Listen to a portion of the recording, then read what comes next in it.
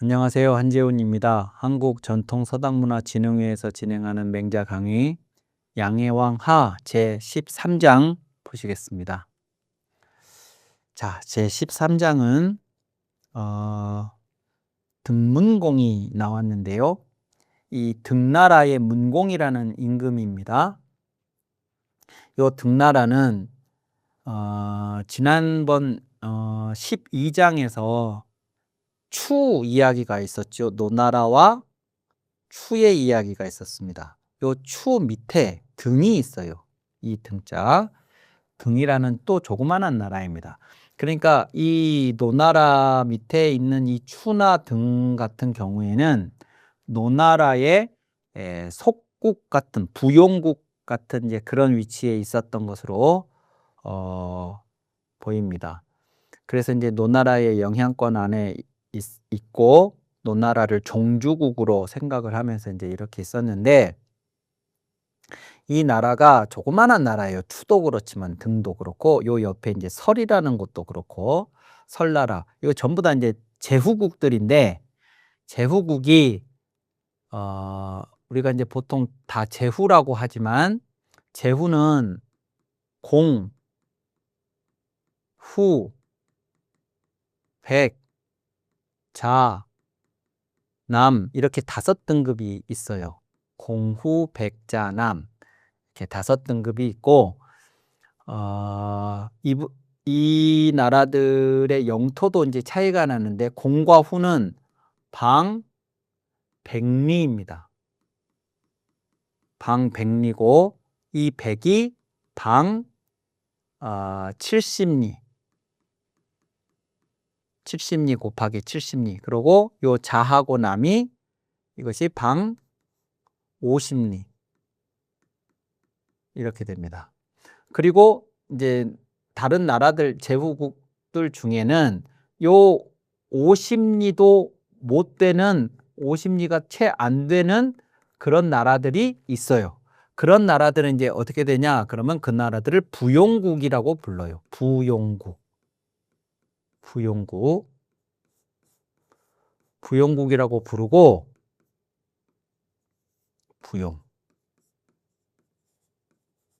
부르고, 이제 이 제후들이 각각 이제 공이 됐든 후가 됐든 이 제후국들은 이제 임금으로부터 그 영지를 받아서, 영토를 받아서 국으로, 제후국으로 이제 분봉을 받아서 다스립니다. 그러고 나서 이제 정기적으로 이 사람들이 천자에게 가서 보고를 합니다. 그걸 지난번에 이제 술직을 한다 이렇게 표현을 했었죠. 맹자가 술직을 합니다. 자기가 어떻게 다스렸는가에 대해서 보고를 합니다. 보고를 하는데, 이들은 다 이제 각자 독자적으로 가서 보고를 하는데, 이 부용국은 50리가 안 되는 땅이기 때문에, 조그만한 나라들이니까 직접 가서 보고를 하지 못하고, 요 자기 주변에 있는 이런 나라들 중에 자신들의 종주국이 있어요. 그 종주국이 보고를 할 때 같이 끼어서 보고를 합니다. 예를 들어 이 노나라가 방 100리짜리 나라거든요. 공의 나라예요. 공. 그러면 이 노나라가 천자한테 가서 보고를 할 때 요 추나 등 같은 나라가 노나라 보고할 때 껴서 같이 보고를 한다고요. 추는 이렇게 됐습니다. 등은 이렇게 됐습니다. 이렇게. 이제 그렇게 되는 거죠. 그래서 이제 그 제후들 간에도 격이 있다, 차이가 있다 하는 것이고요. 또 하나, 논어에서는 모든 제후들이 다 호칭이 공으로 통일이 되어 있어요. 공으로. 뭐 애공, 환공, 뭐 령공, 뭐 이렇게 다 공으로 되어 있는데, 맹자에는 지금 양해왕, 재선왕, 이렇게 왕이라는 호칭들을 쓰고 있잖아요. 그런데 여기에는 공이라는 호칭이 쓰여져 있죠. 지난번에 추나라도 목공 이렇게 표현이 되어 있고, 나중에 이제 나오겠습니다만 당시 노나라의 임금도, 노나라의 제후도 평공이라고 공으로 호칭이 되고 있습니다. 그러니까 위나라의 양해왕이라든가 제나라의 제선왕이라든가 이렇게 전국 칠웅에 해당하는 제후국의 임금들은 다 왕이라는 호칭을 무엄하게도 참남하게도 왕이라는 호칭을 썼지만 그 밑에 약소 국가들은 여전히 공이라는 호칭을 썼다 하는 것도 알 수가 있습니다. 자, 그래서 이제 등문공은 좀 주목할 사람입니다. 등문공은 몇 차례 더 나오기 때문에 등문공이 맹자에게 물었습니다. 등은 소국야라 그랬습니다. 등은 작은 나라입니다. 작은 나라입니다. 이렇게 작은 나라입니다. 근데 그냥 작은 나라일 뿐만이 아니고 작은 나라인데 간어 제초하니 제와 초에 간하니 이렇게 그러니까 이게 동사가 돼야 되겠죠. 저 글자가 사이간 혹은 틈간 이렇게 이제 되는 건데 저게 동사가 되려니까 이제 어떻게 되냐? 틈에 사이에 껴있다 이렇게 됩니다. 그러니까 제나라와 초나라 틈바구니에 껴있으니 이렇게 되는 거죠. 등나라는 그 자체로 자그마한 나라인데 위로는 제나라, 아래로는 초나라 그 둘 사이에 껴 있습니다. 그러니까 이 제나라가 있고 요 사이에 사실은 노나라가 있지만 이 당시에는 아까 제가 말씀드렸죠. 맹자의 노나라 당시에 군주가 평공이라는 임금이라고 그 평공이라고 공으로 호칭이 돼요. 그러니까 여기에 지금 제선왕이라고 하는 전국 칠웅 중에 한 사람 제선왕이 이렇게 있고 요 노나라는 이 제나라에 거의 이렇게 이제 복속이 되어 있는 그러니까 변수가 아닌 거죠. 그러니까 요게 이제 제나라 세력권인 겁니다. 여기가 다. 그러니까 이제 위쪽으로는 이제 제나라가 있는 거고 요 아래쪽에 초나라가 이제 있죠. 요 아래쪽에 한때 송나라도 큰 나라였었지만 이때 당시에는 이제 이 초나라가 세력이 저 밑쪽에 이제 넓었었기 때문에 요 등이라는 나라가 이 제나라와 이 초나라 사이 틈바구니에 껴 있으니 사제호위까 사초호위까 그랬습니다. 저희가 제나라를 섬겨야 하겠습니까? 초나라를 섬겨야 하겠습니까? 둘 다 제나라나 초나라나 둘 다 강대국, 전국 칠웅 중에 둘이에요. 우리는 작은 나라입니다. 강대국들하고 맞서서 싸울 수가 없습니다. 그러니까 강대국들의 비위를 맞추면서 살아야 되겠는데 우리가 제나라를 섬기자니 초나라가 뭐라 하고 초나라를 섬기자니 제나라에서 가만 안 두겠다고 하고 저희가 도대체 어떻게 해야 되겠습니까? 지금 그 얘기입니다. 매우 현실적인 이야기입니다. 매우 현실적인. 자, 그래서 맹자한테 이제 그 질문을 하는데 맹자가 이렇게 얘기합니다. 맹자 대활 시모는 시모, 요 모라는 게 이제 도모하다, 모의하다 하는 모자죠. 그러니까 어떻게 했으면 좋을지 계획을 세우고 그 계획이 어떻게 현실이 되게 할 것인가 하는 것들을 이제 구상하고 뭐 준비하고 하는 것들이 이제 저 모자죠. 근데 시모는 한때 이것에 관한 모의는 이것, 즉 등나라가 제나라를 섬겨야 할 것인지 초나라를 섬겨야 할 것인지에 관한 모의는 비오의 소능급야로서이다. 나의 능이 미칠 바가 아닙니다. 그랬습니다. 저런 것도 어떻게 해석을 해야 되느냐? 그러면 그거는 등나라가 어떻게 해야 할지는 제 전문 영역이 아니라서 제가 잘 모르겠습니다. 얼핏 들으면 그렇게 들리죠. 근데 저게 그런 얘기라기보다 등문공의 질문을 잘 보셔야 됩니다. 등문공은 작은 나라입니다. 그리고 제나라와 초나라 사이에 끼어 있습니다. 여기까지는 좋아요. 이게 이제 등나라가 처한 조건이에요. 국제 질서 안에서의 조건입니다. 자, 그러면 이제 여기서 등나라는 어떤 정책을 추진해야 합니까? 등나라는 어떻게 해야 하겠습니까? 이 강대국들 틈바구니에서 이렇게 등문공이 질문을 한 게 아니고 등문공은 이미 결정을 하고 있어요. 강대국을 우리는 섬겨야 한다고. 섬겨야 한다고가 정해져 있고 단 누구를 섬겨야 합니까가 궁금한 거잖아요. 근데 맹자는 등문공이 선택할 수 있는 방법이 꼭 강대국을 섬겨야만 하는 것일까? 만약에 당신이 나한테 이 둘 중에 누구를 섬겨야 하는지에 대한 답을 원한다 그러면 나는 거기에 대해서는 해줄 말이 없어요. 이 얘기예요. 이 얘기. 그리고 등나라가 정말로 강대국에 주변의 강대국에 복종하면서 섬긴다고, 네? 제 나라가 됐든 초나라가 됐든 아니면 또 다른 어떤 나라가 됐든 강대국을 섬긴다고 등나라의 운명이 존속될 수 있을까요? 그겁니다. 그게 등나라가 선택해야 할 정말 유일한 길일까요? 맹자는 그렇게 생각하지 않는다는 거예요. 그래서 등문공 질문이 어디를 섬겨야 되겠습니까? 하니까 그것은 그것에 관한 모의는 제가 미칠 수 있는 바가 아닙니다. 이런 거죠.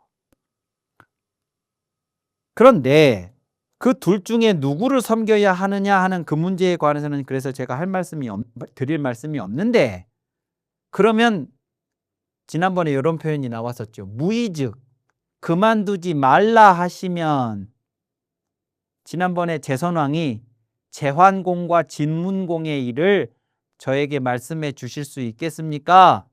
그러니까 맹자가 즉 중리가 공자지요. 공자 문화에서는 제환공과 진문공에 관해서 이야기한 사람들이 없어서 저도 그것에 관해서는 들은 것이 없습니다. 그러니 저도 해드릴 말씀이 없습니다. 그러나 그만두지 말라 하시면 백성을 보호하는 것에 관해서 드릴 말씀은 있습니다. 이런 얘기 있었단 말이죠. 그러니까 이제 상대방이 요구하는 그 주제 말고 다른 얘기를 하려고 할 때 맹자가 저런 표현을 쓰는 거예요. 상대방이 그리고 이제 임금일 때 그만두지 말라. 그건 내 관심사가 즉 내 관심사에 관해서 할 줄 얘기가 없다면 그만두세요. 이렇게 하지 않으신다면 제가 그것 말고 다른 얘기는 해드릴 말씀이 있습니다. 무의즉 유 일어나니 그것에 관해서 제가 해드릴 말씀이 한 가지가 있으니 이런 거죠. 자, 그러면 이제 어떻게 해야 되냐? 그러면 제 나라를 섬길 것이냐? 북쪽의 제 나라를 섬길 것이냐? 남쪽의 초나라를 섬길 것이냐? 어디를 섬겨야 할 것이냐? 말고 제3의 다른 길. 그게 뭐냐? 착사지야 하며 축사성야 하야 그랬습니다. 이 연못을 파고 이 성을 쌓아서 여민수지하야 백성과 더불어 그곳을 지켜서 효사라는 게 요 효자가 바치다라는 뜻이 있어요. 바칠 효. 저때 이제 효라는 것은 목숨을 바치는 걸 말합니다. 목숨을 내놓는 거. 그래서 효사라고 하면 죽음을 바치는 거예요. 그러니까 죽을 것 각오하고 어떤 일에 임할 때 효사라는 말을 써요. 효사. 백성과 더불어 이 나라를 지키면서, 그건 이제 임금이 백성들한테 우리 같이 이 나라를 지키자. 지키려니까 외적이 침입해 들어올 수 있으니까 성 주변의 연못을 깊게 파고 그러니까 중국의 성은요, 우리나라 성을 생각하시면 안 되죠. 우리나라 성들은 대부분 산을 이용해서 성을 쌓습니다. 원체 산이 많으니까. 그러나 중국의 성들은 뭐 만리장성도 뭐 있긴 하지만 그런 건 이제 특별한 성이고, 일반적으로 성이라고 하는 것은 뭐냐? 그럼 도시거든요. 도시. 그러면 그 도시들이 웬만하면 다 벌판에 있어요. 벌판에 이제 도시가 세워지고, 그 벌판에서 도시라는 것을 기획을 하려니까 성을 쌓는 거거든요. 그러면 이제 성을 쌓을 때 이렇게 성을 쌓는다. 그러면 요걸 이제 높이 쌓아 올려야 될 거 아니겠어요. 쌓아 올려야 되니까 이제 단면으로 이렇게 이제 본다 그러면 이렇게 이제 성을 뭐 이렇게 뭐 쌓을 거 아닙니까? 이렇게 이제 쌓는다고 그러면 요걸 뭘로 쌓냐? 요것이 바위가 아니고, 우리나라 성들은 다 돌이고 바위고 그런데 이게 아니고 흙이죠. 흙. 흙벽돌 같은 걸, 큰 형태의 흙벽돌 같은 형태의 것들이죠. 그러면 이제 어떻게 하냐? 그러면 요 주변을 팝니다. 예, 파요. 거기에 이제 물을 담지요. 그러면 이제 요것을 파요. 파면 흙이 나오죠. 그 흙을 가지고 요걸 이제 찍는 거예요. 요거를 벽돌처럼 찍어. 그래가지고 그것을 여기다가 이제 쌓아 올리는 겁니다. 그러면 이제 요걸 깊게 파면 흙이 많이 나오겠죠. 그러면 이제 물이 깊어지면 적들이 침입해 왔을 때 요 내부로 들어오기가 힘들어지겠죠. 여기 이제 다리 같은 것이 있으면 다리 같은 걸 이용해서만 들어올 수 있고, 요 다리를 걷어버리면 연못 때문에 저걸 이제 해자라고 하죠. 해자. 그것 때문에 못 들어온단 말이죠. 그러면 이제 깊이 파면 흙이 많이 나오고, 흙이 많이 나오면 요걸 많이 찍을 수 있고, 요걸 많이 찍으면 성곽의 높이를 높일 수가 있겠잖아요. 이것이 착사지야하며 축사성야하야예요. 그러니까 이제 수비하는 거죠. 수비 태세를 강화하고 백성들과 더불어 그곳을 지켜요. 같이 지키자. 이 성을, 이 나라를 같이 지키자 해서 효사이 민불거즉, 죽음을 바치면서도, 죽음을 바쳐서 지켜야 함에도 불구하고 백성들이 떠나지 않는다면 백성들도 함께 같이 지키십시다 라고 그렇게 해준다 그러면 시가위 아니다. 이것은 해볼만 합니다. 이것은 해볼만 합니다. 자, 그러니까 맹자는 등문공이 어떻게 해야 되겠냐? 이 상황에서 등문공은 약소국가다. 주변에 강대국들이 있다. 그 사이에서 등문공이 버텨내려면, 존재하려면 어떤 길을 가야 되겠느냐? 등나라의 임금 등문공의 머릿속에는 두 강대국들 중에 누군가를 섬겨야 한다는 생각을 하고 있어요. 이미 그건 결정이 돼 있어요. 맹자한테 그 둘 중에 누구를 섬겨야겠냐고 했어요. 맹자는 거기에 관해서 해줄 말이 없다 했죠. 근데 누구를 섬겨야 하는 것 말고 다른 얘기가 하나 있다. 그것이 요 얘기다 하는 겁니다. 이게 이제 얼핏 보면 무책임한 얘기일 수도 있습니다.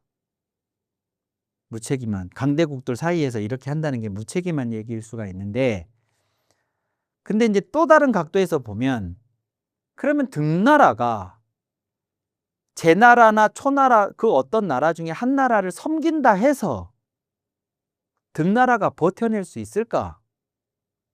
예컨대 제나라를 섬긴다고 하면, 그러면 제나라가 언제까지라도 등나라를 보호해 줄까? 제나라를 섬겼으니까 괘씸하다고 초나라가 쳐들어올 수 있다는 거 말고, 뭐 초나라는 제외하고 내가 제나라를 섬긴다고 했을 때 그 제나라가 등나라를 언제까지라도 내 말 잘 들었으니까 저 등나라는 멸망시키지 않고 병탄 집어삼키지 않고 영원히 보호해 줘야지, 이렇게 하겠냐 그 말입니다.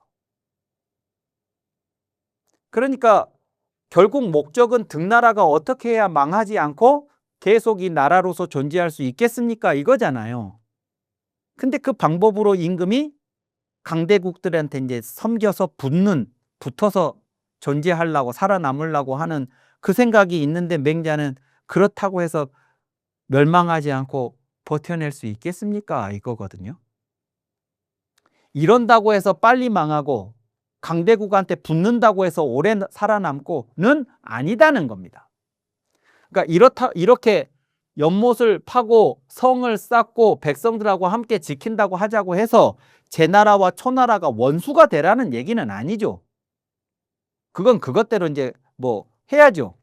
외교를 해야죠. 외교는 해야 하지만 기본적으로는 외세에 의존하는 게 아니고 우리가 우리나라를 지켜야 된다고 해야 된다는 겁니다. 특히나 작은 나라일수록 백성과 함께, 백성이 목숨을 바쳐야 하는 것을 뻔히 알면서도 떠나지 않을 수만 있다면, 근데 이게 왜 어떻게 가능할까요? 백성들이 죽을 줄 알면서도 임금이랑 같이 이 나라를 지켜야겠다고 생각을 하려면 어떤 전제가 충족되어야 할까요? 백성들이 이 나라를 지키고 싶어야 해야죠. 이 사람들도 대대로 이 땅에 살고 있었던 사람들이잖아요. 이 사람들이 이 나라에 대해서 정내미가 떨어진다는 생각을 하는 게 아니라 우리는 이 나라를 지켜야 되겠다. 지킬 이유가 있어야 되는 거죠. 그러려면 임금이 그 전에 뭘 해야 됩니까? 백성들의 삶을 보살펴주는 인한 정치를 했었어야죠. 해야죠. 지금이라도. 그래서 백성들이 자기 가족과 함께 행복하게 오손도손 살아갈 수 있도록 해주면 그 삶을 살아가는 백성들이 나라에 감사하고 또 이 삶, 지금 살고 있는 이 삶을 유지하고 싶고 외적의 침입으로부터 이 삶이 파괴되는 것을 원치 않으니까, 그리고 우리 백성들을 위해서 저 임금이 얼마나 애썼는지를 우리들은 알고 있으니까 임금이 외세에 빌붙지 않고 우리가 우리를 지키자라고 했을 때 백성들이 함께 할 수만 있다면 그러면 해볼 만합니다. 이거라고요. 그러니까 당장에 강대국들한테 붙어서 뭔가를 해야 된다고 하는 그런 이제 강박관념을, 그것을 현실적인 것이라고 이야기를 한다 그러면 맹자는 대단히 비현실적이고 이상적인 이야기를 하고 있는 것처럼 들려요. 근데 또 다르게 생각해 보면 그 현실적이라는 것이 정말로 장구적인 등나라의 존재를 장부적으로 보존해 줄 수 있는 방법인가 하는 점을 생각해 볼 필요가 있고, 등문공이 생각하는 것처럼 제 나라나 초나라를 섬기는 것이 꼭 외교를 잘하는 것이고, 성을 쌓고 연못을 파서 백성과 함께 지키자고 하는 것은 외교를 무시하는 거고, 이렇게 보실 필요는 없다는 겁니다. 외교는 외교대로 하되 중요한 포인트를 임금이, 통치자가 어디에 두느냐, 자주적으로 우리가 우리의 안보는 아니는 우리가 스스로 지켜야 한다는 생각을 하고 외교를 하느냐, 아니면 일단 강대국에 붙어야 한다는 생각을 가지고 외교를 하느냐 하는 차이인 거죠. 맹자는 자주적으로 중요한 것은 백성과 함께, 그러기 위해서는 이미 백성들을 위한 정치를 했어야만 한다고 하는 그 논리, 위민 정치가 여기서도 이어지고 있다는 것을 확인할 수 있습니다. 자, 오늘 여기까지 하고 관련된 이야기가 이제 뒤에도 나오니까요. 다음 시간에 이어서 하도록 하겠습니다. 감사합니다.